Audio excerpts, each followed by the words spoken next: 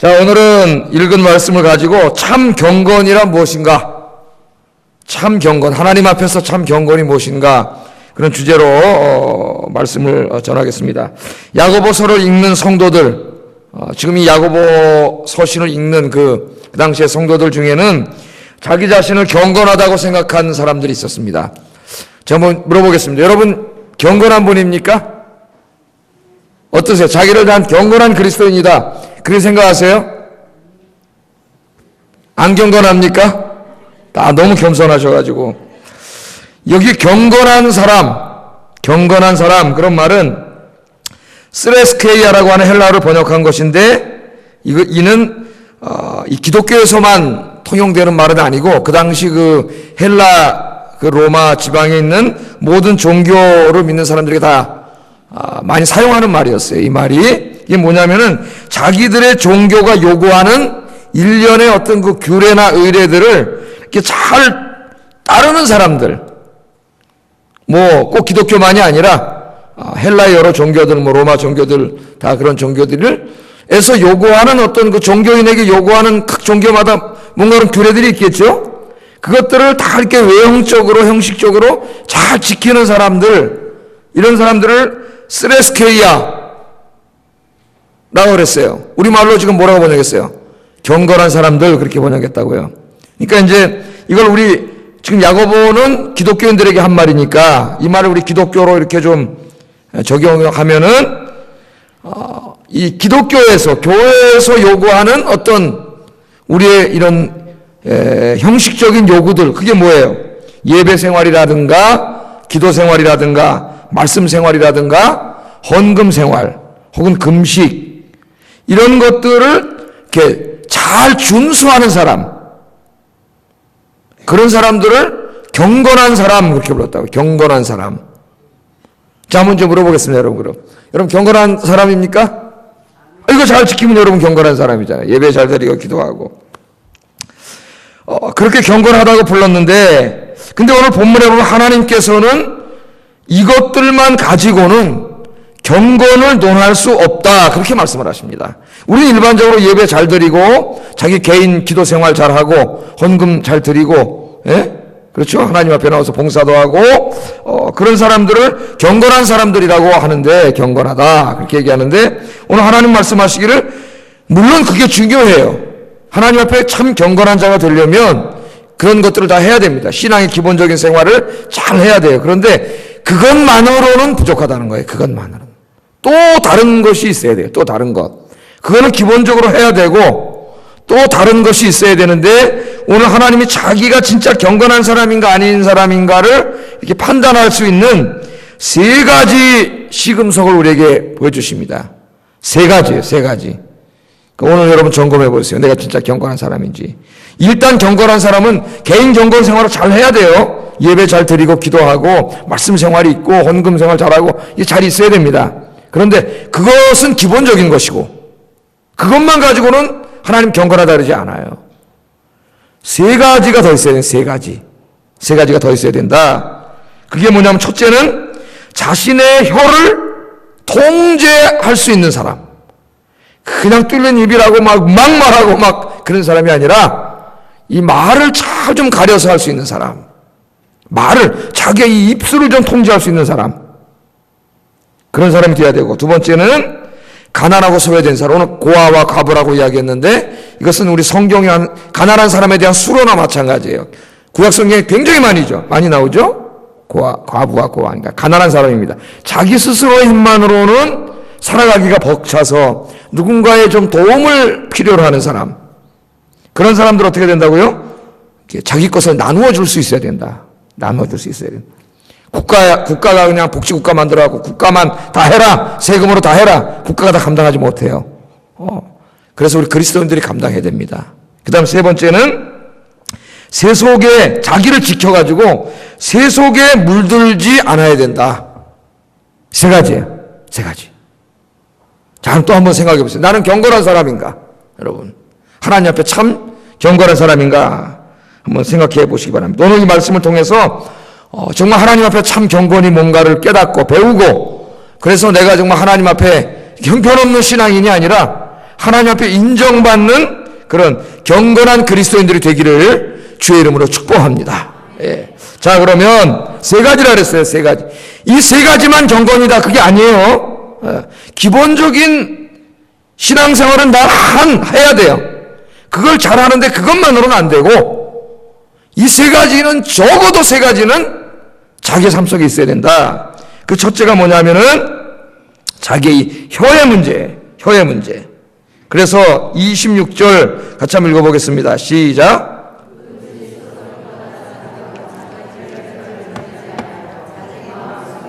이 사람의 경건은 헛것이라. 아멘.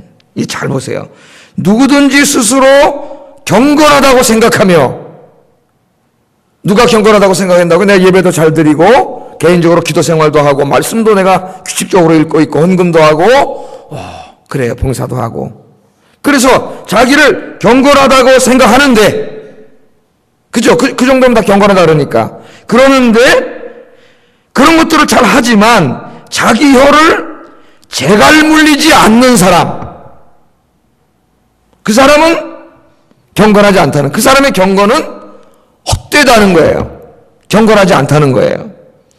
만일 이 말을 함부로 하면서 그러면서도 자기가 경건하다고 생각하는 사람은 자기를 속이는 사람이에요. 자기를. 오늘 말씀이 그렇게 말해요. 자기를 스스로 속이는 사람이에요. 그럼 여러분, 이 자기 혀를 재갈 물린다 그랬는데요. 재갈은 누구한테 물리는 거예요, 원래? 예. 우리 인간의 혀를 야생동물에다 비유하고 있는 거예요. 여러분, 그 야생 말을 잡아다 놓으면 어떻게 되겠습니까? 말 잘 듣나요, 맨 처음에? 야생말. 힘은 좋죠, 막 야생말이니까 막, 예? 근육도 막 이렇게, 막 뛰어다니던 말이니까 뭐 얼마나 든든하겠어요, 말이야. 그런데 이 통제가 안 돼, 이 말이. 어디로 튈지는 몰라, 이 말이. 어디로 뛸지는 몰라요. 예? 그런데 우리 혀가 그렇다는 거예요, 혀가. 예? 그래서 이 말을 잘 길들여 놓으면 왕이 탈 수 있는 훌륭한, 예? 이런 막 삼국지에 나오는 적토마 같은 이런 말이 될 수 있지만, 이 말을 길들이지 않으면 지멋대로 뛰어댕기는 이 정말 야생말밖에 안 된다는 거예요. 우리 혀가 그렇다는 거죠. 이걸 잘 신앙으로 길들여 놓으면 이 입술을 통해서 엄청난 열매를 맺고, 예? 사람의 생명을 살리고 이런 데 사용될 수 있지만, 이걸 신앙으로 길들이지 않으면 이 말을 막 함부로 막 해가지고 큰 파괴력을 가지고 있다는, 다 파괴시켜요. 관계도 파괴시키고 가정도 파괴시키고 공동체도 파괴시키고 그런다는 거예요. 그럼 여러분, 이 야생말 잡아다 놓으면은 그 말을 이 말 타는 사람이 잘 길들이고 말 타는 사람 마음대로 이렇게 조정하기 위해서는 그 입술에다 뭘 물려요? 재갈을 딱 물리잖아요. 그죠? 재갈을 딱 물려놓으면은 그다음부터는 이 말 탁 타가지고 이렇게 하면 앞으로 가고 탁 옆으로 가고 왼쪽으로 가고 오른쪽으로 가고 이렇게 조정을 할 수 있지 않습니까? 조정을. 그러니까 입술에 이 혀에 재갈을 물리라는 말은 바로 그런 말이에요. 재갈을 물리. 이 막 함부로 막 말이 막 그냥 막 성질 나는 대로 막 기분 내키는 대로 막. 지난번에 우리 분노에 대해서 공부했죠. 특별히 화가 나면 어때요? 막 독한 말이 막 튀어나오잖아요. 그렇게 이게 마음대로 나오지 않도록 이 혀를 잘 이 신앙으로 어떻게 하라는 거예요? 잘 통제해야 된다는 거예요. 통제. 이 어떤 사람이 자기를 경건하다 하면서 이 혀를 스스로 통제하지 않고 입에서 나오는 대로 말을 한다면은 그 사람의 경건이라고 하는 거는 다 헛것이다. 경건하지 않은 사람이다, 그 말이에요. 그 말을 함부로 함이, 즉 나는 아직 경건하지 않은 사람이요 하는 것을 보여주는 거예요. 말을 함부로 하면서도 나는 경건한 사람이야 그런 사람은 자기를 속이는 사람이니까. 여기 헛것이다 그랬는데요. 헛것이라고 하는 말은 마타이오스라고 하는 헬라어를 번역한 건데, 이거는 속이 텅 비었다는 말입니다. 속이 텅 비었다. 즉 자신의 혀를 통제하지 못하고 할 말 하지 않아야 할 말 구분하지 못하고 막 떠들어대는 사람은 그 신앙이 아무것도 아니며 빈 껍데기라는 겁니다. 빈 껍데기, 하나님 앞에 텅 빈 빈 껍데기라는 거예요. 여러분의 언어 생활은 어떻습니까? 여러분의 혀를 통해서 나오는 말은 어떻습니까? 여러분은 이 언어 생활을 통해서 볼 때 경건한 사람입니까? 우리 자신에게 계속 물어봐야 됩니다. 나의 언어 생활. 이 성경을 보면은요, 특별히 말에 대한 교훈이 많습니다. 오늘 좀 말에 대해서 많이 설교를 하래요. 다른 두 개는 좀 간단하게 하고 말에 대해서 설교를 많이 하려고 해요. 이 말에 대한 교훈이 상당히 많아요. 그만큼 중요한 거예요, 이 말이. 그런데 하나님께서 하지 말라고 금하신 말들이 있습니다. 이런 말을 하면 안 된다. 금하신 말들이 있어요. 그래서 그걸 좀 살펴보려고 하는데, 첫째는 거짓말입니다. 거짓말. 하나님은 거짓말 하지 말라 그랬어요. 잠언 6장 17절 19절, 우리가 가끔 제가 이 누가복음 하면서도 이 말씀을 읽는데, 같이 한번 여기 보면 하나님이 싫어하시는 7가지 죄악을 이야기합니다. 같이 한번 읽어보겠습니다. 시작.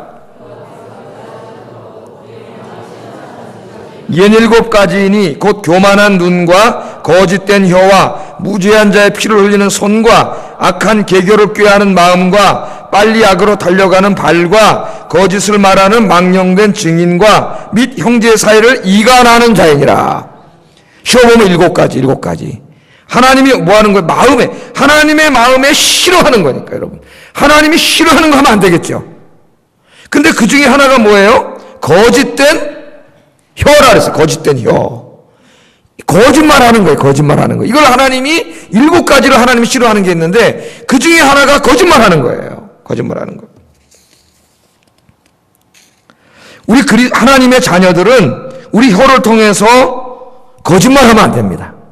진실만을 말해야 돼요. 하나님은 거짓말을 할 수 없는 분이에요. 이사야서 그랬죠. 하나님은 거짓말을 할 수 없는 분이에요. 하나님은 진실한 분이에요. 진리의 하나님이에요. 그래서 우리 기독교인들은 어떠한 것도 거짓말을 하면 안 됩니다. 작은 것 하나라도. 우리 제일 많이 하는 작은 거짓말이 뭐예요?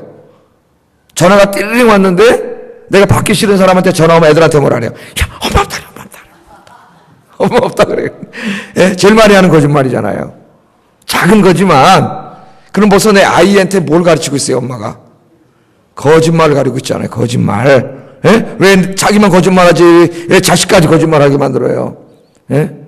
또 이 6세부터 돈 받는다 그러면 7살 먹은 놈을 갖다 6살 먹은 놈을 갖다 5살이라 그랬나 5살이라 그래. 이렇게 우리가 작은 거짓말부터 무서운 거짓말이 있습니다.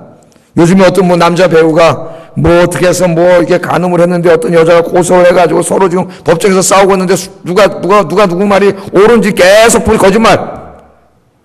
이런 거짓말은 한 사람의 인생을 완전히 파멸시키는 거짓말. 큰 거짓말까지. 그런 거짓말 있잖아요. 응? 예. 막 정치하는 사람들 나와서 막 하면 똑같은 사실에 대해서 거짓말을 해요. 예? 이 사람은 뇌물을 줬다 그러는데 뇌물을 받은 사람 난 죽어도 안 받았다 그래요. 그래가지고 몇 년을 싸우다 결국 재판까지 가가지고 판사가 판결을 내리는데 그 판결도 옳은 판결인지 옳지 않은 판결인지 알 수가 없어요. 알 수가 없어요.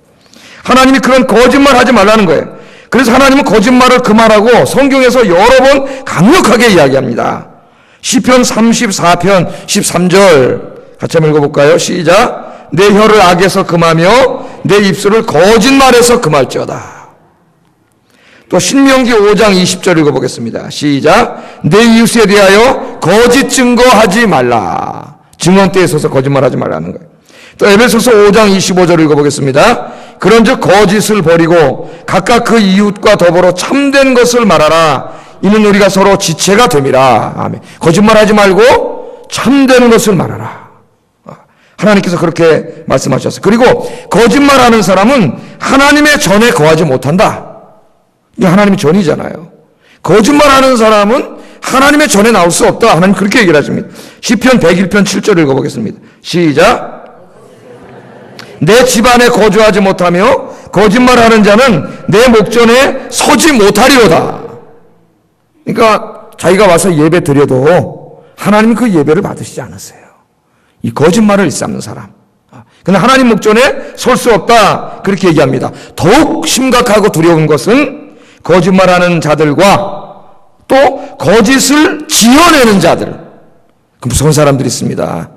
말을 만들어내는 사람들 있죠. 거짓을 지어내고 작은 일을 크게 과장하는 것도 다 거짓말이에요. 이래가지고 문제를 일으키는 이런 사람들은 천국에 들어갈 수 없다고 이야기합니다.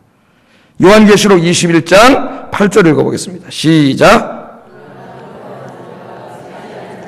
흉악한 자들과 살인자들과 음행하는 자들과 점술가들과 우생숭배자들과 거짓말하는 모든 자들은 불과 유황으로 타는 못에 던져지리니 이것이 둘째 사망이라. 아멘.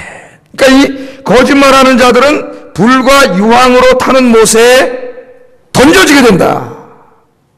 지옥에 떨어진다는 말이에요. 지옥에. 이게 둘째 사망이다. 그러니까 이 거짓말, 거짓, 속임수, 사기치는 거, 이거 적용하면 뭐 한도 없이 적용할 수가 있어요. 조그만 일을 크게 과장하는 거, 사실과 다르게 이야기하는 거, 없는 말 지어내는 거, 이런 거죠. 뭐 조그만 일인데 막 별것도 아닌데 저쪽에 쫓아가가지고 막, 좀 이따 이간질 할 때 나오니까 그날 하겠지만, 이 말을 막 크게 만들어 놓고 문제를 만들어 놓고, 이런 사람들은 불과 유황으로 타는 못, 거기가 어디입니까? 불못, 지옥이에요, 지옥. 지옥에 떨어지게 된다. 그렇게 예수님께서 경고하셨어요. 성경 제일 마지막에.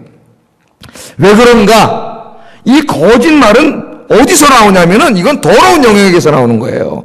마귀에게서 나오는 거예요. 그래서 우리 옛날에 여러분 이 박수무당 10년 몇 년 하다가 그 예수님 믿고 전도로 다니는 분 남자분 한번 기억나십니까? 옛날에 한번 오셨었잖아요. 자기가 무당 오랫동안 하면서 그 남자가 뭐라래, 그분이 와가지고 마귀가, 이 귀신이 제일 좋아하는 게 뭐라래요?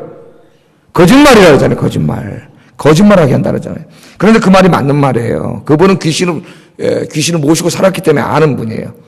요한복음 8장 44절 한번 읽어보겠습니다. 요한복음 8장 44절 시작.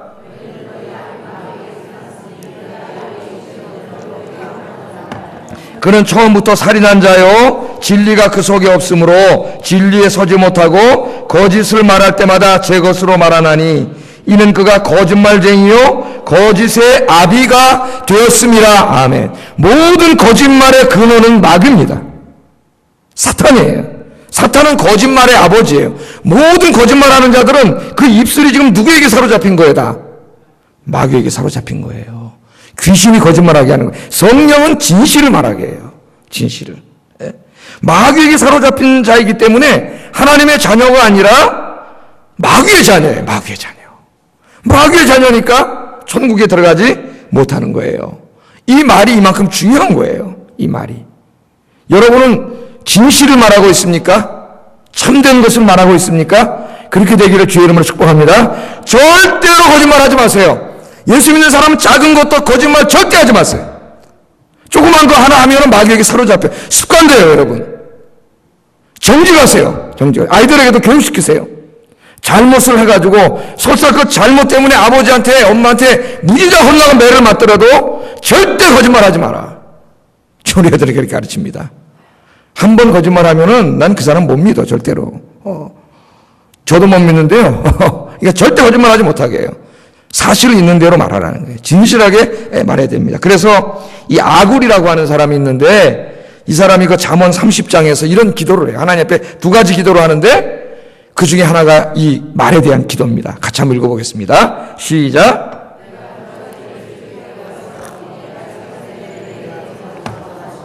곧 헛된 것과 거짓말을 내게서 멀리 하옵시며 나를 가난하게도 마옵시고 부하게도 마옵시고 오직 필요한 양식으로 나를 먹이시옵소서. 아멘. 하나는 경제적인 문제를 위해서 너무 부자가 되게 하지도 말고 또 너무 가난하게 하지도 말고 부자가 되면 돈에 빠져가지고 하나님 모른다 하고 가난하게 되면 또 죄 짓까 봐 그냥 하나님 잘 믿을 만큼만 주세요. 기도. 그 다음에 또 하나는 뭐예요? 거짓말을 내게서 멀리하게 하옵소서. 왜? 이 거짓말 하기가 너무 쉽기 때문에 우리가 내 입술을 통해서 죄짓기가 너무 쉽기 때문에 이 사람의 평생의 두 가지 기도 제목 중에 하나가 뭐냐면은 거짓말하지 않게 달라는 거예요. 거짓말하지 않게 달라. 여러분도 오늘부터 기도하세요. 하나님 아버지, 내 입술을 통해서 내 혀를 통해서 거짓말하지 않게 해주세요. 거짓을 만들어내고 어떤 문제를 만들어내고 일을 과장하고 확대하고 이런 거짓말 절대로 하지 않게 해주세요. 그렇게 기도하시기 바랍니다. 우리는 이걸로 하나님을 찬송해야 하는 입이고 진리의 복음을 증거해야 되는 입이에요. 여기서 거짓말을 하면 안 되겠죠. 이것을 위해서 아굴처럼 여러분 평생의 기도 제목으로 삼고 항상 진실만 말하도록 기도하시기 바랍니다. 두 번째, 하나님이 어떤 말을 하지 말라 그랬냐면은 다른 사람을 비방하거나 험담하는 말을 하지 말라 그랬어요. 이제 오늘부터 여러분이 잘 지키셔야 돼요. 이거 우리 제일 많이 짓는 죄 중에 하나가 남을 비방하고 험담하는 것입니다. 이건 하지 말라 그랬어요. 자, 레위기 19장 16절 같이 한번 읽어보겠습니다. 시작. 너는 내 백성 중에 돌아다니며 사람을 비방하지 말며. 이 비방하는 사람이 어떻게 해요? 비방하고 험담하는 사람이 여기저기 돌아다니면서 이 사람 만나면 저 사람 욕하고, 요거 만나면 저 사람 욕하고, 저기 만나면 저 사람 욕하고 그러고 돌아다니잖아요. 그럼 여러분 깨달으세요. 여러분에게 찾아와서 다른 사람 욕하는 사람은 다른 데 가면 바로 당신 욕하는 사람이요. 예, 뭘 또 그걸 듣고 또 재밌다고 그러고 있어요. 저쪽 가면 이제 자기 욕하는 사람이에요. 틀림없어요. 틀림없어요. 베드로전서 2장 1절 읽어보겠습니다. 시작. 그러므로 모든 악독과 모든 기만과 외식과 시기와 모든 비방하는 말을 버리고 그랬죠. 버리고. 비방하는 말은 어떻게 이제부터 버리세요. 예? 나올라 그러면 그냥 버리세요. 여기 뱉어버리지 말고. 비방하는 말은 절대 하지 말라. 또 디도서 3장 2절 읽어보겠습니다. 시작. 아무도 비방하지 말며 다투지 말며 그랬어요. 아무도 비방하지 말며. 대상이 없습니다. 누구? 아무도 비방하지 마세요. 아무도 험담하지 마세요. 하나님이 기뻐하지 않는 일이에요. 예. 입이 막 근질근질 하겠지만 우리가 참 이게 말이죠. 남 욕하고 비방하는 게 너무 재밌습니다. 사실 남 말하는 게. 예? 재밌어요? 재미없어요? 무지장 재밌어요. 이거 남 말 한번 해보세요. 예? 근데 이게 습관이 돼가지고 마귀가 탁 달라붙어요 여기에. 그럼 큰일 나는 거예요. 이제 그 사람은 평생 그렇게 살게 돼요. 그래서 아무도 비방하지 말라. 아니 그렇게 나쁜 놈 비방하지 마세요. 그 사람 비방 한번 하다가 마귀가 탁 입술에 붙어버려요. 그럼 계속 비방하는 사람이 돼요. 어떤 사람은 앉으면 비방해요. 앉으면. 저도 교육자 생활하면서 이렇게 많은 교육자들도 봤는데 어떤 교육자는 앉으면 벌써 딱 들어오자마자 벌써 비방하기 시작해요. 난 그 사람 입술에서 누굴 칭찬하고 이런 걸 보지 못했어. 비방해. 요즘 이렇게 시끄러운 문제들이 많이 교육에 생겨가지고 큰 교회 목사님 논문이 어쩌고 저쩌고 그러는데 그 교회에서 잘 제가 보기에는 잘 해결한 것 같은데 또 인터넷에 글을 써가지고 막 목사들이다 그 사람들이 무슨 개혁을 지향하는 목사회 그래가지고 가만히 보니까 쫓아내라는 거예요 그 양반을. 아 이게 목사들인가 그런 생각이 정의를 요구하지만 제가 가만히 심리를 분석해 보면은 시기심이에요. 시기심. 성공하고 잘된 사람들에 대한 엄청난 그렇지 못한 사람들 시기심을 가지고 있어요. 남이 갖지 못한 걸 그 사람이 가지고 있으면 마음속으로 저 사람이 망하기를 원해요. 파괴되기를 원해요. 그런 마음이 있다가 그 정의라고 하는 것으로 뒤집어 써가지고 튀어나온 것에 불과해요. 나는 그 잘못한 목사는 잘했다고 생각하는 게 아니에요. 그 사람 잘못했지만은 이게 다 그런 게 시기심이에요. 여러분 시기심. 그렇죠 여러분. 예? 내가 못 가진 건 남이 갖고 있으면 확 밀어나가지고 그 시기심이 어떻게 보면 비방의 가장 큰 근원이 됩니다. 험담과 비방의 그 시기심은 다시 말하면 열등의식이에요. 열등의식. 이거 치유돼야 돼요. 치유. 안 그러면 큰일 나요. 또 골로새서 3장 8절도 읽어보겠습니다. 시작. 이제는 너희가 이 모든 것을 벗어버리라. 곧 분노함과 노여움과 악의와 비방과. 이제는 너네가 예수 믿고 구원받은 하나님의 자녀가 됐으니 이 비방하고 험담하는 것을 어떻게 하라고요? 벗어버리라. 옷을 벗는 것처럼. 여러분 옷 더러워지면 어떻게 해요? 벗어버려야죠. 새 옷 입어야지요. 이제 여러분은 그리스도로 새 옷을 입으셨어요. 옛옷을 거기다 입고 있으면 안 돼요. 이거 다 벗어버리라. 그렇게 이야기합니다. 하나님의 자녀들은요, 다른 사람의 약점, 부족한 점, 이런 거 찾아내가지고 비방하는 사람 돼서는 안 됩니다. 욕하고 험담하고 그런 일 해서는 안 돼요. 이 탈무드에 보면은 다른 사람을 비방하고 험담하는 것이 세 사람을 죽인다릅니다. 세 사람을. 누구를 죽이느냐? 첫째는 비방하고 험담하는 자기 자신을 죽여요. 자기가 영적으로 죽는 거예요. 그렇게 해가지고는. 하나님 기뻐하지 않기 때문에 자기가 다 신앙이 메마르고 영적으로 피폐하게 돼요. 그런 사람이. 두 번째는 그 비방의 대상이 죽어요. 대상이. 그게 사실이든 아니든 여러분 우리가 잘 알고 있잖아요. 인터넷에다 떠들어대고 그러면은 그 사람이 사실이든 아니든 더 이상 회복할 수 없을 만큼 죽어요. 세 번째는 누가 죽는지 아세요? 그 말을 듣는 사람이 죽어요. 듣는 사람. 내가 누구를 비방하는데 A를 비방하려고 B라는 사람 찾아가서 야 A라는 놈 그럼 나쁜 놈이야. 그럼 막 비방하잖아요. 그럼 그 말을 듣고 있는 B가 죽는단 말이에요. 예? 그래서 탈무드를 보면은 이 세 사람 중에 제일 나쁜 사람이 누군지 아세요? 남을 비방하고 험담하는 사람이 아니에요. 유대인들은 그 말을 들어주는 사람은 더 나쁜 사람이라 그래요. 들어주는 사람. 왜? 그 비방과 험담을 막을 수 있는 사람은 들어주는 사람밖에 없어요. 안 들어주면 되거든. 그런 말 하려면 다시는 저 찾아오지 마세요. 그렇게 얘기하세요. 앞으로 정색을 하고 누가 와서 얘기하면 그런 말씀 하시려면 앞으로 저 찾아오지 마세요. 그렇게 할 수 없습니다. 그래야 그 사람 도와주는 거예요. 집사님 그럴 리 없겠죠. 예? 그런 남 비방하고 험담하는 말 하려면 다시는 저 찾아와서 말씀하지 마세요. 우리가 그렇게 이야기해서 절대로 남을 비방하지 않는 여러분, 그런 여러분들 되기를 주의 이름으로 축복합니다. 그래서 우리 그리스도인들은 이 비방하면 안 되고 어떻게 돼요? 늘 칭찬하는, 좋게 말하고 칭찬하고 격려하는 여러분 되기를 주의 이름으로 축복합니다. 세 번째, 하나님 어떤 말을 하지 말라 그랬느냐? 다른 사람에게 욕설하고 그 다음에 저주하고 이 젊으시게 하나 꼬꾸라져 죽어라 뭐 이런 말 있죠? 독한 말이지 말아야 돼. 독한 말, 상처 주는 말, 이게 다 같은 말인데 이게 언제 해야 하는 거야? 다 분노했을 때. 지난번에 우리 분노에 대해서 공부했잖아요. 분노하면 입에서 막 이 독한 말이 막 자기 제일 사랑하는 사람한테도 나와요. 이게 막 나오잖아요. 그런 말 하지 말라 그랬어요. 그래서 예수님께서 마태복음 5장 22절에 이렇게 말씀을 하십니다. 같이 읽어보겠습니다. 시작. 형제를 대하여 라가라 하는 자는 공회에 잡혀가게 되고 미련한 놈이라 하는 자는 지옥불에 들어가게 되리라. 형제를 바보라 그러고 라가라 하는 건 멍청이, 이렇게 아주 인격적인 모독하는 말이에요. 이 멍청이 같은 놈, 그런 거죠. 미련한 놈이라 그러고 이 욕하고 독한 말, 상처 주는 말, 그런 거잖아요. 다 이게 한 막 들으면 막 가슴이 막 찌릿찌릿 울리는 막 그런 말 하는 자는 지옥불에 들어간다 그랬어요. 지옥불에. 이 말씀을 잘 들어야 돼요. 지옥불에 들어가게 되리라. 예수님이 산상설교에서 가르쳐준 말씀이에요. 그래서 우리 하나님의 자녀들은 독한 말이나 욕설, 저주의 말을 입에 담지 말아야 합니다.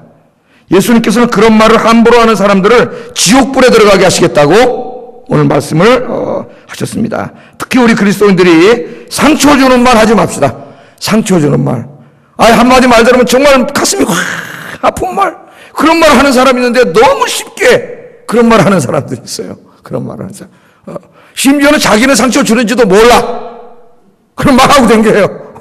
마음을, 상대는 막 아파서 막 미치는 속이 막 아려가지고 죽겠는데, 그런 말을 하는 사람들이 있어요. 나의 무심코 던진 말 한마디가 나의 사랑하는 아내, 나의 사랑하는 남편, 나의 사랑하는 자녀들, 나의 사랑하는 부모님, 나의 사랑하는 교우들에게 돌이킬 수 없는 상처를 줄 수가 있습니다. 그래서 말 한마디 할 때도 잘해야 돼요. 이 상처에 관해서 아주 재미있는 유대인들의 이야기가 있습니다. 잘 들어보세요 한번. 이 유대인들은요, 아무리 사실일지라도 듣는 사람에게 상처가 될 말은 전해주지 말라. 그렇게 가르칩니다. 그렇게 가르쳐요. 내가 누구에게 가서 이제 말을 전해주는데 그 사람이 그 말을 들으면 마음이 확 상할 말이면 전해주지 말라고 가르쳐요. 이 유대 랍비인 조셉 텔루스큐니 쓴 이 죽기 전에 한 번은 유대인을 만나라, 그런 책이 재밌습니다. 한번 좀 사서 읽어보시면 이 책에 보면은 창세기 18장에 관한 유대인들의 흥미로운 성경 해석이 소개되어 있어요. 저도 이걸 읽고 참 기가 막힌 통찰력이다 그럼 깨달았습니다. 자, 하나님께서 아브라함이 99세, 사라가 89세 때 찾아오셨죠. 그래서 내가 내년에 너에게 아들을 주겠다. 그렇게 말씀을 하셨어요. 그랬더니 사라가 저쪽 장막문 뒤에 숨어서 듣고 있다가 웃었습니다. 웃었어요. 내가 89세고 우리 남편 99세인데 뭔 놈의 아기를 준다고 하나님도 주책이시지. 웃었다고요. 웃었어요. 그때 하나님이 네가 왜 웃느냐? 하나님께 불가능한 일이 있느냐? 그렇게 이제 물어보시는데 그때 사라가 뭐라 그러냐면 이렇게 말을 해요. 창세기 18장 12절에 뭐라 그러냐? 내가 노쇠하였고 그 다음에 내 주인도 늙었으니 내게 무슨 즐거움이 있으리요. 그렇게 이야기를 합니다. 그러니까 자기도 늙었지만 누구도 늙었다래요. 내 주인도 늙었다래요. 남편이 들으면 상처받을 말이에요. 여러분. 우리 사람 만약에 저거 아이고 당신이 51세에 늙었네. 그만 상처받을 거예요. 그래 젊은 사람이 그렇게 좋냐. 그럴 거예요. 그런 말 절대 하지 마세요. 근데 하나님께서 이제 이 말씀을 들었잖아요. 이게 아브라함에게 가서 이야기를 해요. 사라가 한 얘기를 전달해 줍니다. 하나님께서 13절에 전달해줘요. 근데 뭐라고 전달했는지 보세요. 같이 읽어보겠습니다. 시작. 내가 늙었거늘 어떻게 아들을 낳으리요 하느냐. 하나님이 사라의 말을 다 전달해 줬는데 다 전달하지 않았습니다. 의도적으로 뺀 게 있어요. 하나님이 뭘 뺐어요? 그렇죠. 바로 그걸 뺐어요. 에? 나도 노쇠하였고 내 주인도 늙었으니 내게 무슨 즐거움이 있으리 이렇게 말했는데 하나님이 그 말을 아브라함에게 전달해 줄 때는 뭐라 그랬어요?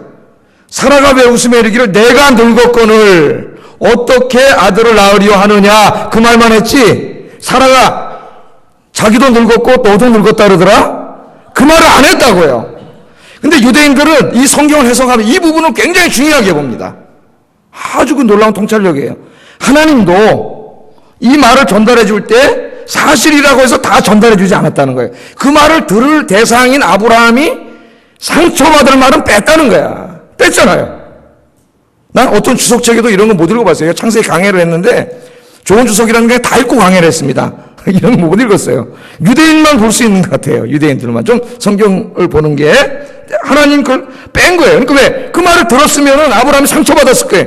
이 할망구가 뭐 나보고 늙었다고? 지는 안 늙었나? 주름살이 찌글찌글해가지고 이랬을 거예요. 상처받았을 거예요. 그러니까 하나님이 상처받을 말은 전해주지 않았다는 거예요. 그래서 어떤 말이 아무리 사실이라도 그 말을 들을 사람이 상처받을 말이면 다 전해주지 말라는 겁니다. 그게 유대인들의 가르침이에요. 하나님도 그랬다는 거예요. 예. 근데 물론 내가 이 말을 사실대로 안 전해주면 저 사람이 저 사기꾼인데 사기당하거나 무슨 경제적인 손해를 보거나 큰 일이 닥치거나 이러면 그건 전해줘야죠. 예. 그건 당연히 전해줘야 되겠죠. 손해를 보고 큰일 나니까. 그러나 그렇지 않은 대부분의 우리의 사소한 일 가운데서는 상처받을 말은 전해주지 마라. 상처받을 말 하지도 말고 또 그걸 가서 옮겨주지도 말고. 할렐루야. 그렇게 유대인들이 이야기를 합니다. 그래서 우리는 절대 독한 말, 악한 말, 욕하는 말, 막 상처 주는 말 이런 말은 우리 입에서 이제 완전히 다 떨어버리는 여러분 되기를 주의 이름으로 축복합니다. 네 번째, 하나님의 자녀들은 이간질 하지 말라 그랬어요. 이간질하는 말. 이간질하는 말 하지 말라. 잠언 6장 17절 19절 또 한번 읽어보겠습니다. 하나님이 싫어하는 7가지 죄악 중에 이게 또 들어가요. 읽어보겠습니다. 시작.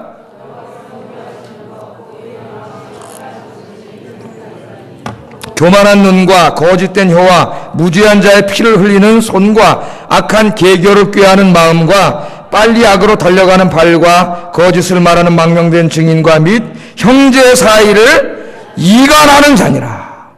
하나님이 싫어하는 7가지 죄 중에 하나가 뭐예요? 형제 사이를 이간질시키는 사람. 정말 못된 사람 있어요. 이 사람만 한번 왔다 갔다 하면 다 친한 사람도 원수가 돼. 여기 가서 사사사사, 저기 가서 사사사사. 야, 너 쟤가 너 욕하더라. 야, 너 쟤가 무슨 그렇게 생겼냐 그러더라. 성격 더럽다 그러더라. 이러면 갑자기 친해졌는데 뭐라고? 아니, 나는 친한 줄 알았는데 나한테 그렇게 원수를 만들어놓는. 이게 뭐예요? 이간질시키는 거예요. 그런데 하나님이 이 이간질시키는 걸 싫어하세요. 7가지 싫어하는 것 중에 하나 들어가요. 이간질시키는 게. 잠언 16장 28절 읽어보겠습니다. 시작. 아멘. 패역한 자는 다툼을 일이고 말쟁이는 어떻게 해요? 친한 벗을 이간질하시네. 이 말을 그냥 요걸 주체하지 못하고 눈만 뜨면 여기 간질간질해가지고 요거 가지고 다니면서 여기저기 찾아다니면서 이간질하고 다녀가지고 그런 사람 어떤 교회를 다 시끄럽게 만들어 놓고 가정 안에 이 경제 동기간을 다 원수로 만들어 놓고 진짜 그런 사람들이 있어요. 며느리가 한 3명 있으면 한 며느리가 그런 며느리가 있을 수가 있어요. 여기저기 전화해 시어머니랑 큰 며느리 원수 만들어 놓고 이렇게 만들어 놓고 저렇게 만들어 놓고 하나님이 이간질하는 걸 싫어하세요. 그래서 절대 여러분들은 이간질하는 말 하지 말고 서로 사이가 나쁜 사람도 여러분이 왔다 갔다 하면은 서로 사이 좋아지게 평화롭게 화해하게 만드는 여러분 되기를 주의 이름으로 축복합니다. 그렇게 해야 돼요. 여기 갔는데 어떤 사람이 오해하고 있어. 아니야, 그 집사님은 좋게 얘기하던데. 또 저쪽에 가서 그 집사님 굉장히 좋은 분이라고 얘기하던데. 이런 둘이 사이가 오해하고 있다가 둘이 어떻게 돼요? 화해가 될 거 아니에요. 화해가. 이걸 거꾸로 하면 어떻게 될까요? 원수가 될 거 아니에요. 이간질하는 것은 사탄의 짓이고 화해시키는 것은 성령의 역사인 줄로 믿습니다. 그래서 오늘부터 여러분 다 여러분 화해시키세요. 마지막으로 뭘 하지 말라 그랬느냐? 하나님의 자녀들은 음탕하고 더러운 말 하지 말라 그랬어요. 음탕하고 더러운 말. 에베소서 4장 29절 상반절 한번 읽어보겠습니다. 오직 더러운 말은 너희 입 밖에 나오지 않게 하라. 입 밖에.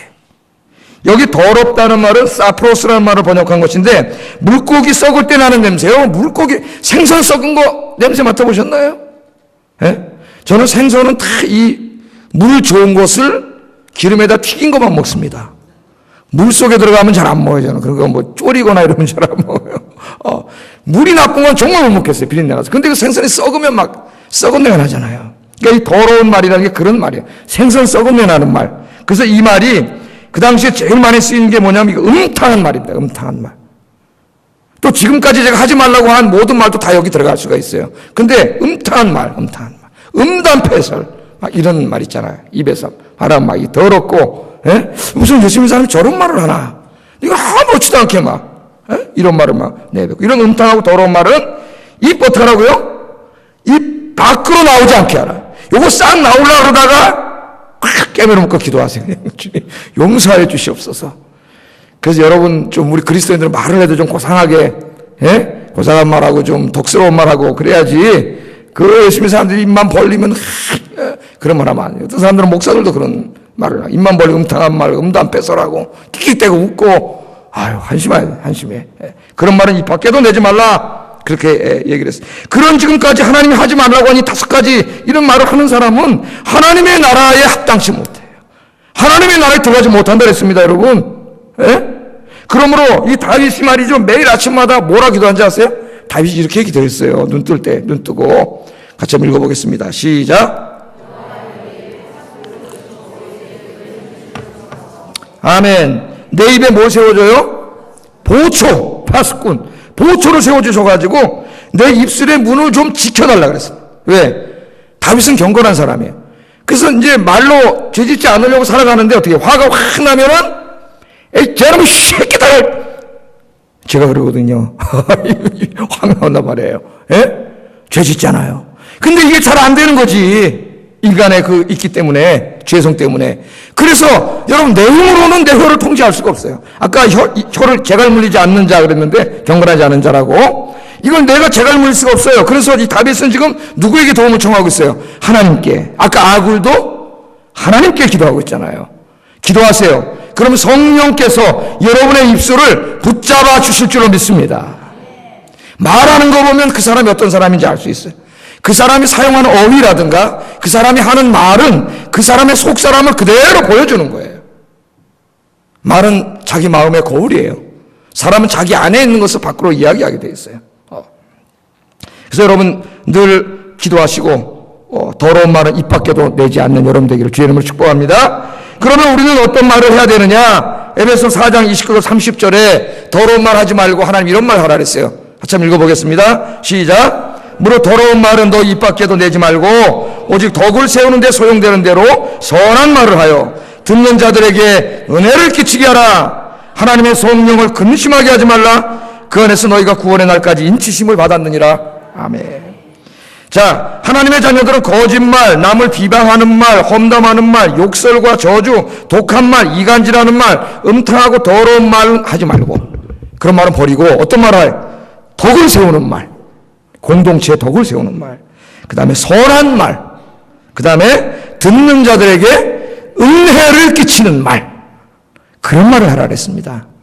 여러분 그런 분들이 되길 주의 이름으로 축복합니다. 여러분만 나타나면 여러분 입에서 은혜로운 말이 쫙 나오고 선한 말이 나오고 교회 공동체 덕을 세우는 말, 이런 말들만 하시기를 주의 이름으로 축복합니다. 이 예수 믿는 사람들이 말을 위해서 기도를 참 많이 해야 되는데 이 인쿠루트라고 하는 조사기관이 있어요. 제가 얼마 전에 자료에서 읽었는데 인쿠루트라고 하는 조사기관인데 직장에서 가장 상처가 되는 말, 직장 다니시는 분들은 아마 오늘 좀 남자들이 많이 나와요. 남자들이 없어가지고 있는데 2가지 경우를 조사했습니다. 부하 직원들이 상처받는 말 상사한테 5가지, 그리고 상사들이 오히려 부하 직원한테 상처받는 말 5가지 이렇게 정했는데요. 제가 한번 소개를 잠깐 해드려 볼게요. 부하 직원이 상사들에게 상처받는 말, 가슴에 확 비수를 꽂힌 거야 상처받는 말이 1위가 뭐냐면은 야 그거 하나도 제대로 할 능력이 안 되냐? 그거 하나도 제대로 못해? 이 말을 들으면은 자신의 업무 능력을 무시당하는 것 같아가지고 확 상처가 들어서 직장 간두고 싶어진대요. 너 그거 하나도 제대로 못하냐? 이게 제일 잘하는 말이에요. 어떤 무서운 목사님은 이런 말을 수시로 하는 분도 있어요. 최근에 부교육자 할 때 보니까 너 가서 목사 좀 사과장수나 해야지. 그런 사람도 있어요. 그 다음에 2위는 네가 하는 일이 도대체 뭐가 있냐? 집에서도 잘 하잖아요. 집에서도 남편들이 아내한테 너 뭐 했어? 하루 집에서 그렇잖아요.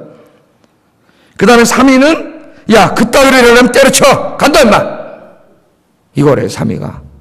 4위는 야 너 아직도 그것도 못해? 경력이 아깝다. 경력이 아까워. 그러잖아요. 예? 5위는 시키는 대로 하지 왜 그렇게 말이 많냐? 이 5가지래요. 이 말대로 상처가 확 된다는 거예요. 혹시 여기 그런 위치에 있는 분들은 그리스도인으로서 이제 이런 말을 좀 다른 형태로 바꾸어서 그 사람 상처 주는 게 목적이 아니라 일을 잘하는 게 목적이니까 좀 바꾸어서 말하시기 바랍니다. 근데 이번에는 거꾸로 말이죠. 상사들도 요새는 하도 젊은 사람은 당돌하기 때문에 옛날 같지 않아요. 정말 우리 때는 그냥 무조건 순종했는데 요새 젊은이들은 그렇지 않아요. 자기 얘기를 합니다. 그 이제 5가지 스트레스가 있대요. 1위가 뭐냐면은 아니 그것도 모르십니까? 말이 안 통하네요. 그런 애들이 있대요. 상사한테. 예.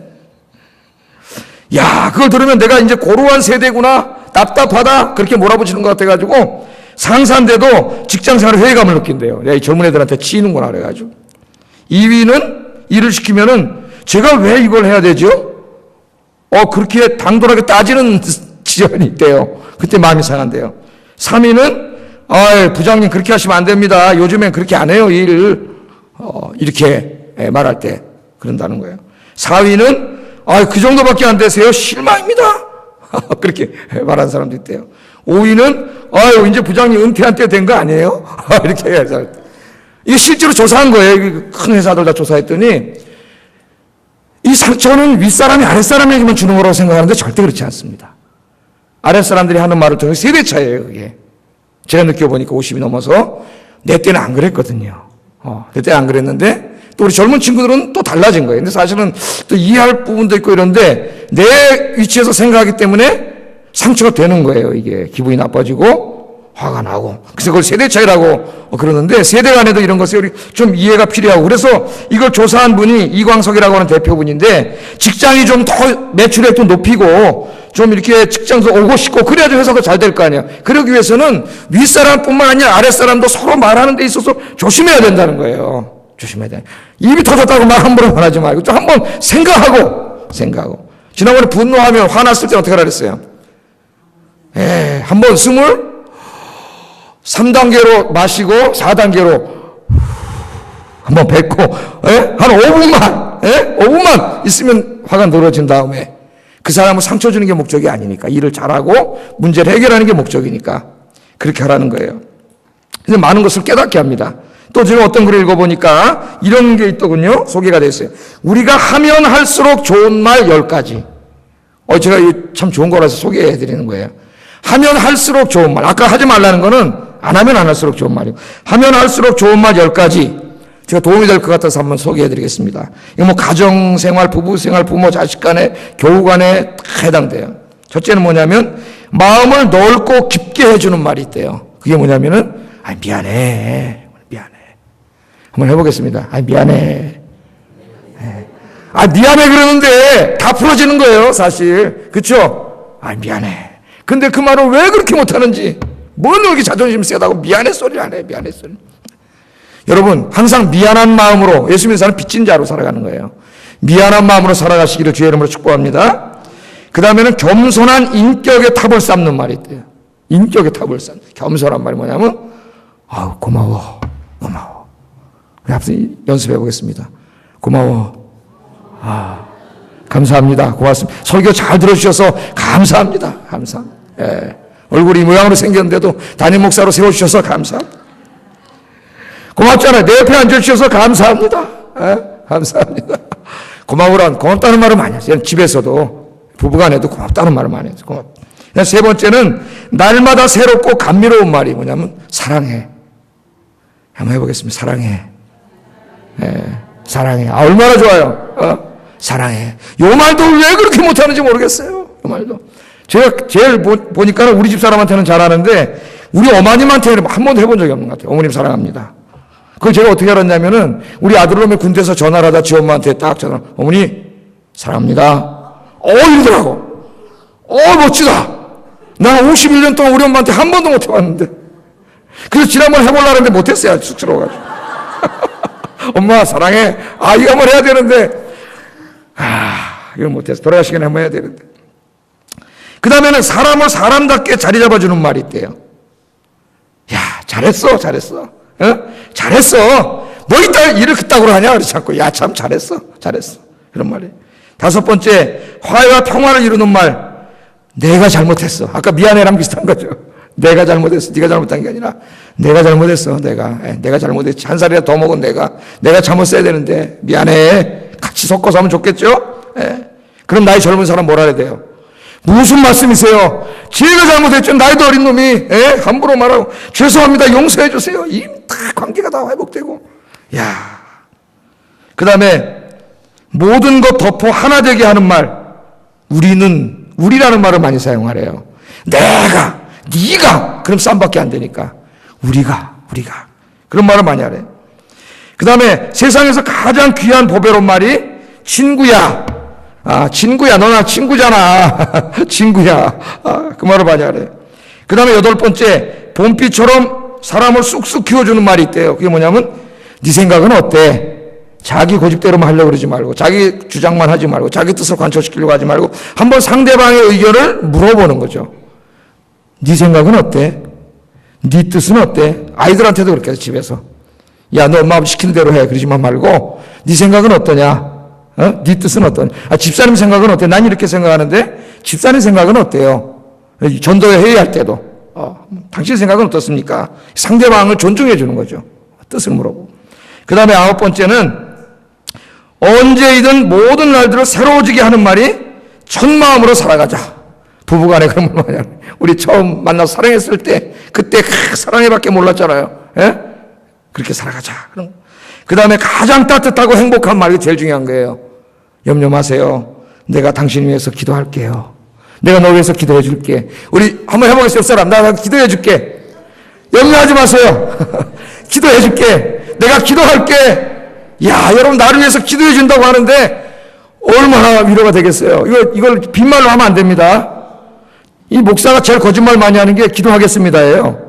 그래서 제가 어느 순간 이걸 깨닫고 기도하겠습니다 그러면 저는 바로 들어가서 기도합니다. 그 다음에 안 지켜지기 때문에 제가 기도하겠습니다 전화로 그랬으면 딱 끊고 바로 기도해요. 그 사람 위해서. 그래야 이게 지켜지기 때문에. 그래서 공수표 날리지 마세요. 공수표.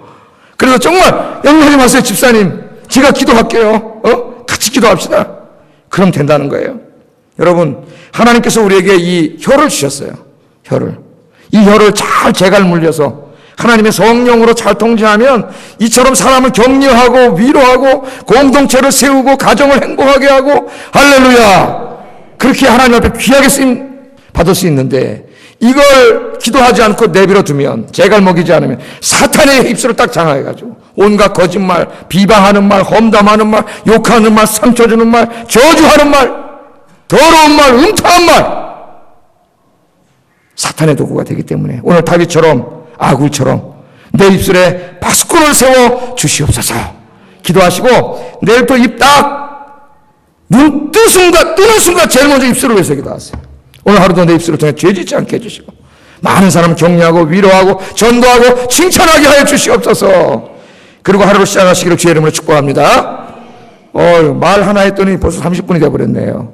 자, 정말 하나님 앞에 경건한 사람은 이처럼 자기의 혀를 길들이는 사람이라 그랬어요. 혀를 길들이지 못한 사람은 경건한 사람이 아니다. 아셨죠? 자기 스스로 부인하는 거예요. 나는 아직 신앙생활이 형편없는 사람입니다. 그게 뭐예요? 말 함부로 하는 거예요. 말. 자, 두 번째 참된 경건은 뭐냐? 어려운 이웃들 도와주는 거예요. 나눠주는 거예요. 간단하게 얘기하면 27절 하나님 아버지 앞에서 정결하고 더러움이 없는 경건은 곧 고아와 과부를 그 환난 중에 돌아보는 것이다. 돌아보는 것이다. 제가 요새 누가복음 강의하면서 이 부분을 많이 강의하고 있죠. 네, 주일날도 강의를 했습니다. 야고보서 이제 좀 이따 우리가 살펴볼 거지만은 며칠 있다가 야고보서 2장 14절 17절에 이렇게 말씀을 하셨어요. 같이 한번 읽어봅니다. 시작. 내 형제들아, 만일 사람이 믿음이 있노라 하고 행함이 없으면 무슨 유익이 있으리요? 그 믿음이 너희 자기를 구원하겠느냐? 만일 형제나 자매가 헐벗고 일용할 양식이 없는데 너희 중에 누구든지 그에게 이르되 평안히 가라, 덥게 하라, 배부르게 하라 하며 그 몸에 쓸 것을 주지 아니하면 무슨 유익이 있으리요?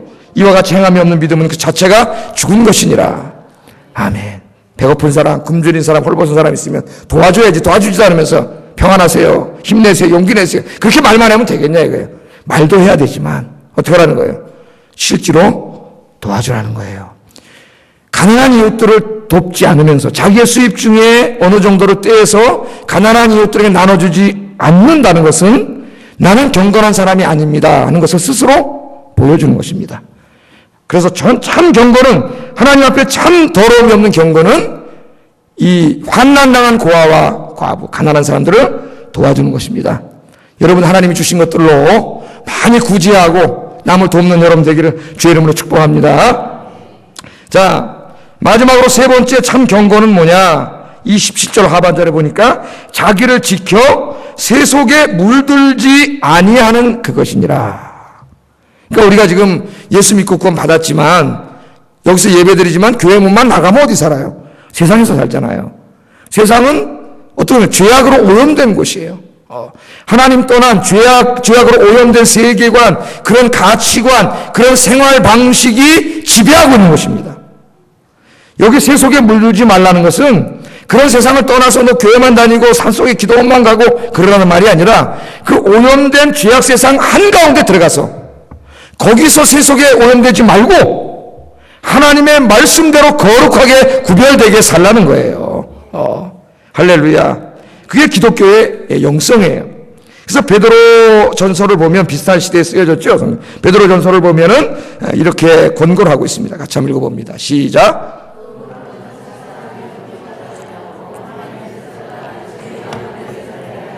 너희가 음란과 정욕과 술취함과 방탕과 향락과 무법한 우상 숭배를 하여 이방인의 뜻을 따라 행하는 것은 지나간 때로 족하도다. 예수 믿기 전에 그때 지나간 때로 족하다.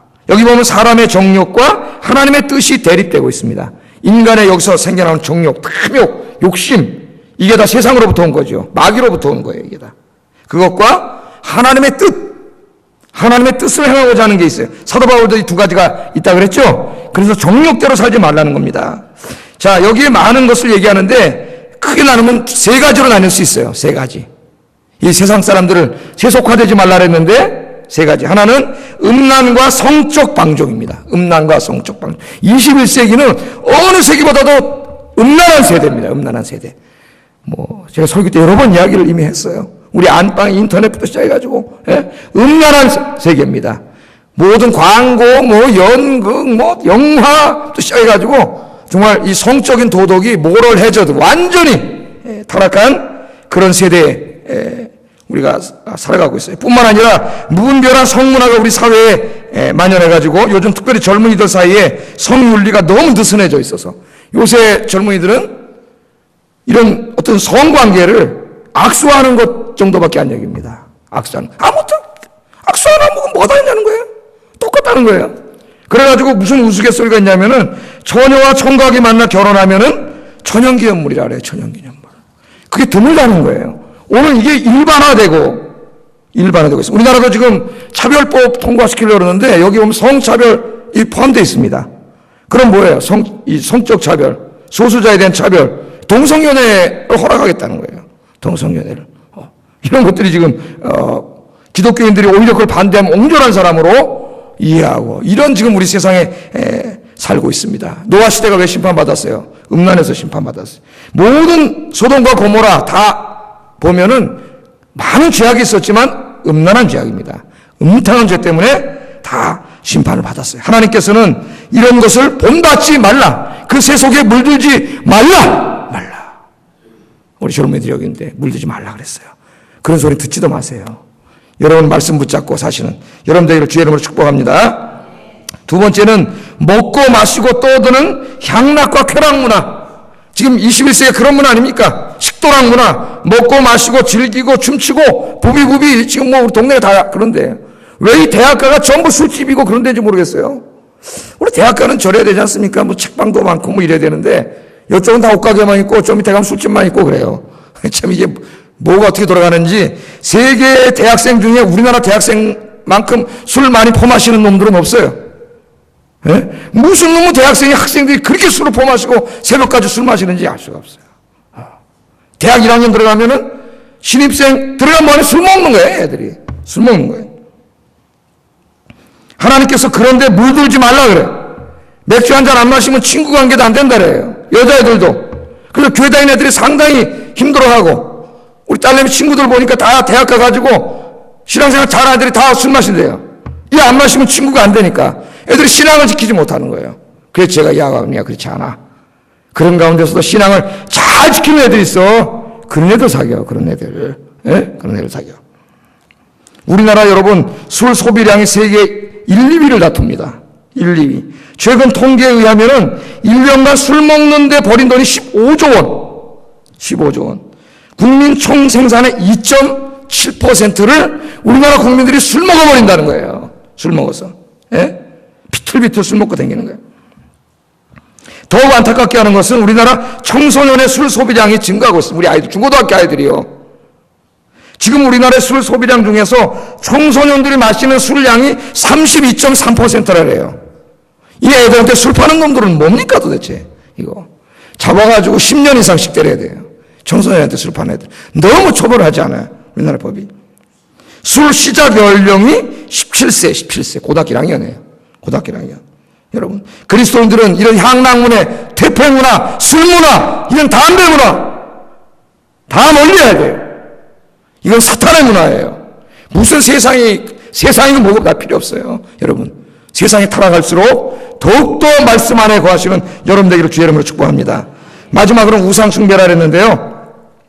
우상숭배 우리가 잘하는 게 뭐예요? 결혼할 때 궁합 보는 행위, 이사 갈 때 날짜 가리는 행위, 손금 보는 거, 오늘의 운세 보는 거, 이런 거 다 우상숭배 여러분. 제가 얘기하죠. 예수 믿는 사람들의 상당수가 궁합 본다고. 권사도 궁합 본다 그랬죠. 우리 교회 권사님은 궁합 보세요. 우리 교회 집사님들은.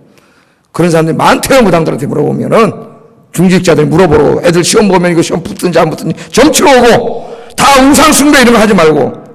그러나 현대의 우상은 돈과 자기 자신이에요. 돈과 자기. 물질에 대한 사랑, 만모니즘, 물질주의, 그 다음에 자기 사랑. 여러분 현대인들은 자기를 너무 사랑해. 자기를 사랑해야 됩니다. 그런데 뭐가 문제? 자기만 사랑하는 거예요. 너무 지나치게. 이것들이 현대인의 우상이에요. 그런 세태를 따라가지 말라는 거예요. 그런 세속에 물들지 말고 오직 하나님의 말씀을 지키며 그런 가운데서도 이 세속적인 기준에 따라 살지 말고 오직 하나님의 말씀이 여러분의 삶의 기준이 돼서 이 말씀대로 살아가는 여러분 되기를 주의 이름으로 축복합니다. 이 말씀대로만 사세요. 이 세상이 어떻게 변해도 그건 다 마귀가 하는 짓이에요. 그대로 살면 안 돼요. 세상이 어떻게 변해도 말씀대로 사세요. 말씀대로. 하나님 뭐라 그러는지 아세요? 예수님이 요한계시록 18장 4절에 이렇게 말씀하셨어요. 요한계시록 18장 4절 같이 읽어보겠습니다. 시작. 내 백성아 거기서 나와 그의 죄에 참여하지 말고 그가 받을 재앙들을 받지 말라. 아멘. 예수님 뭐라 그래요? 내 백성아 거기서 나오세요. 가지 마세요. 이쪽 홍대 근처에는 가지도 마세요. 이 신촌 술집 옆에 가지도 마세요. 그런 데서 나오라 그랬어요. 그래서 그들의 죄에 참여하지 말라 그랬어요. 참여하지 말고. 그래서 그들에게 내릴 하나님의 무서운 심판을 받지 말라. 그들에게 하나님의 심판이 있습니다. 여러분. 우리 그리스도인은 세속에 물드는 자가 아니라 이 세상을 변화시키는 자가 되어야 됩니다. 여러분 복음으로 말씀으로 이 더러운 세상을 이 음란과 탐욕과 쾌락과 이 우상 숭배가 많이 하는 세상을 변화시키는 거룩하게 변화시키는 우리 하나님께 성도들 되기를 주의 이름으로 축복합니다. 기도하겠습니다. 하나님 앞에 참된 경건이 무엇인가? 단지 예배드리고 기도하고 말씀 읽고 헌금 내고 그것만으로 경건하다 할 수 없다. 그거는 반드시 해야 될 거지만 세 가지가 있어야 된다 했습니다. 하나는 나의 말이 성령에 의해서 통제되어야 된다. 둘째는 가난하고 소외된 이웃들을 이제 위해서 내가 돈을 써야 된다. 세 번째는 세속에 물들지 말아야 된다. 하나님 아버지, 주님 앞에 참된 경건한 자가 되게 해 주시옵소서. 기도하겠습니다.